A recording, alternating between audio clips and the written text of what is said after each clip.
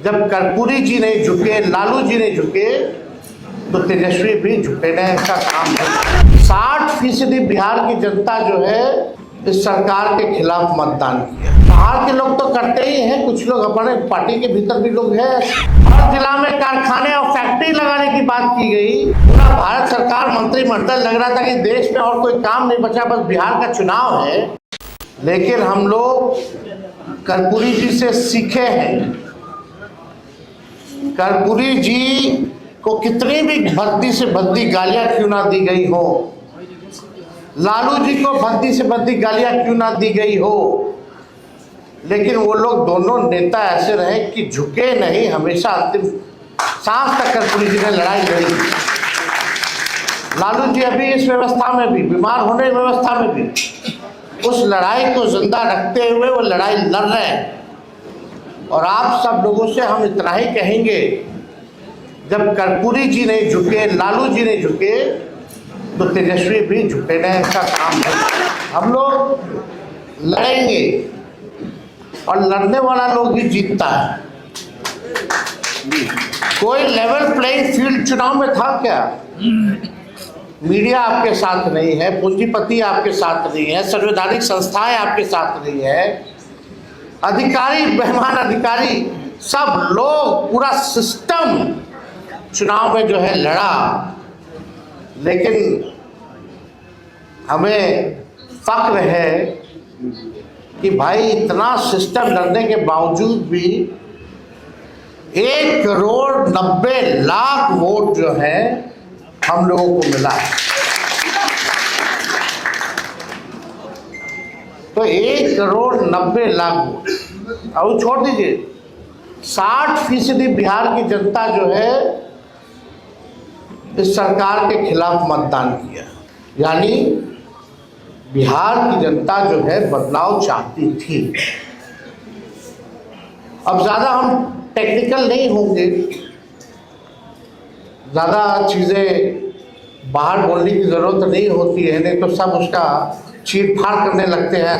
विद्वान लोग आ गए हैं, पत्रकार अपने अपने हिसाब से लोग देखते हैं, सच्चाई को नहीं देखते।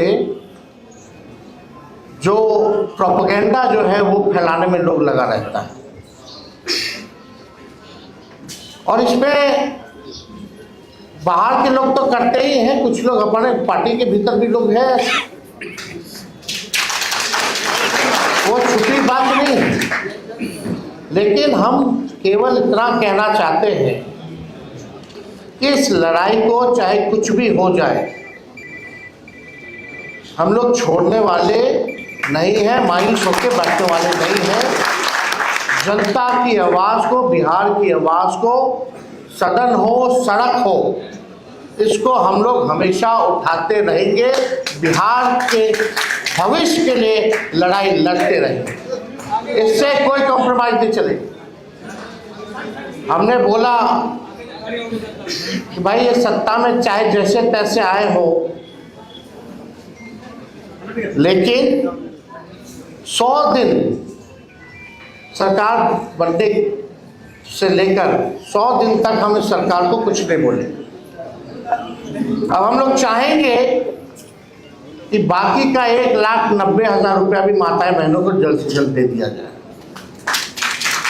1 करोड़ जो नौकरी की जो बात की गई थी, वो 1 करोड़ नौकरी भी लोगों को दी जाए। हर जिला में कारखाने और फैक्ट्री लगाने की बात की गई, उसको भी जल्द से जल्द जो है लगवा दिया जाए। जो उन लोगों ने घोषणा पत्र केवल 38 सेकंड में खत्म कर दिया था, कम से कम उम्मीद है कि उस घोषणा पत्र को आप जमीनी स्तर पर लागू करेंगे। हम लोगों ने मुद्दे की बात की, पढ़ाई, दवाई, कमाई, सिंचाई, सुनवाई, कार्रवाई की बात की, बढ़ते हुए अपराध की बात की। आज क्या हो रहा है बिहार में? मासूम बच्चियों के साथ क्या हो रहा है? और आजकल ऐसा भाजपा का नेता लोग है, समझ में नहीं आता। अभी एक बड़े विद्वान भाजपा के जो अपने आप को एलीट समझते हैं, बहुत चतुर समझते हैं, वो सोचते हैं कि उनसे ज़्यादा कोई विद्वान और डैशिंग आदमी कोई है ही नहीं। उनका बयान आया कि तेजस्वी बाहर थे तो अपराध कम था, आ गए हैं तो ज्यादा हो गया। गजब बात है।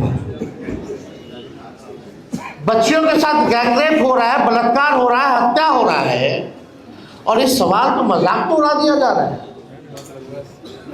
क्या लगता है इन लोगों के पास कोई रिस्पॉन्सिबिलिटी या कोई जिम्मेदारी बनती है? निफिकर है। इनको ये भी पता है कि तेजस्वी अपराधी है, तो भाई जेल में बंद करो ना। अगर मेरे ना रहने में भी तुमको तकलीफ थी, रहने में भी तकलीफ है, चुप्पी साधे हुए तब भी तकलीफ है, बोलते हैं तब भी तकलीफ है। पूरा चुनाव हो गया, बिहार में जश्न नहीं मना, केवल भाजपा कार्यालय और जदयू कार्यालय में केवल मना, पूरे बिहार में नहीं बना। चर्चा चुनाव के बाद तेजस्वी की हारने की हो रही है, ना कि इनकी जीतने की हो रही है।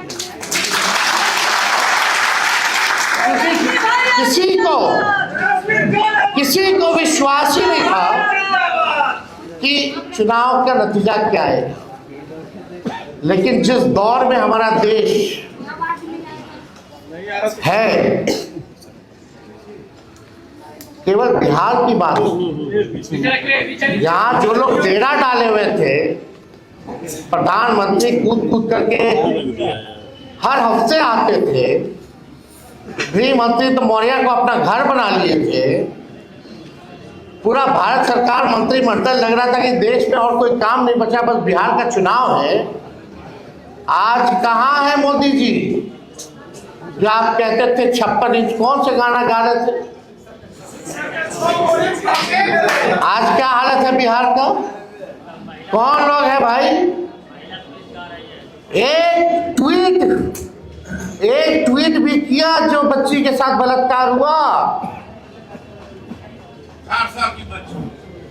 हर जगह कौन ऐसा दिन नहीं है बिहार में जहां 200 राउंड गोलियां ना चलती हो, अपहरण ना होता हो, मर्डर ना होता। तो इन लोगों से कुछ होने वाला है नहीं। वो आप भी जानते हैं, हम भी जानते हैं, बिहार की जनता भी जानती है, और मीडिया के लोग भी जानते हैं कि ये लोग कुछ कहता नहीं है।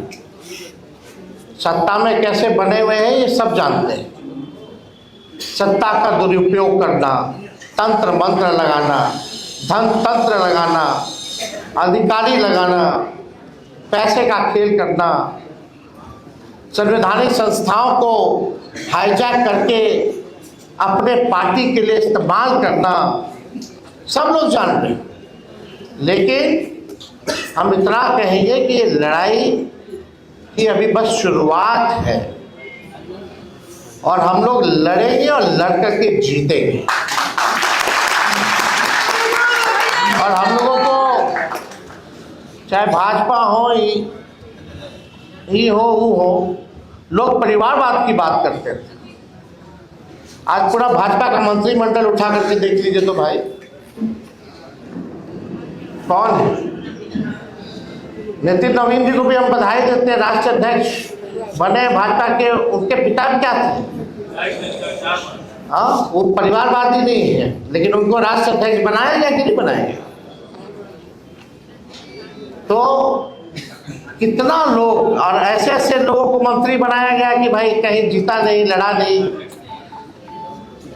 तो हमको तो इस सब पे बोलना नहीं है, सब लोग देख रहे हैं।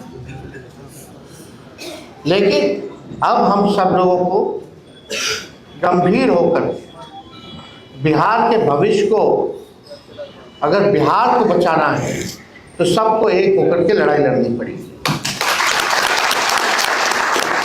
और अभी तो सत्र शुरू होगा 2 तारीख से, बजट सत्र शुरू होगा, पार्लियामेंट भी चलेगा। उसके बाद हर जिले का हम लोग कार्यक्रम बना करके, घूम करके हम लोग जो है नया मजबूत संगठन जो है बूथ वाइज जो है हम लोग बनाने का। तो आप सब लोग बड़े देर से आप लोग यहाँ हैं, आप सब लोगों को धन्यवाद देते हैं। और परसों हमको लगता है कि रिपब्लिक डे भी है, उसकी भी आप लोगों को शुभकामनाएं हैं। बस एकदम लगे रहिए, अन्याय के खिलाफ लड़िए। जिंदाबाद जिंदाबाद और जिंदाबाद जिंदाबाद